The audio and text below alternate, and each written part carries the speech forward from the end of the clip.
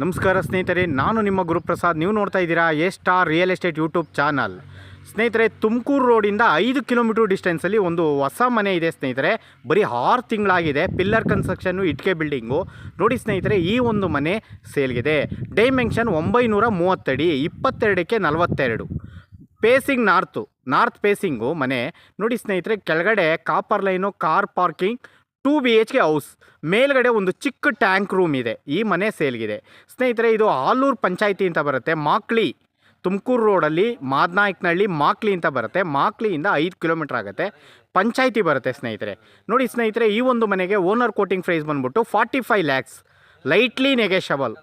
ಖಾತಾ ಪಂಚಾಯಿತಿ ವಾಟರ್.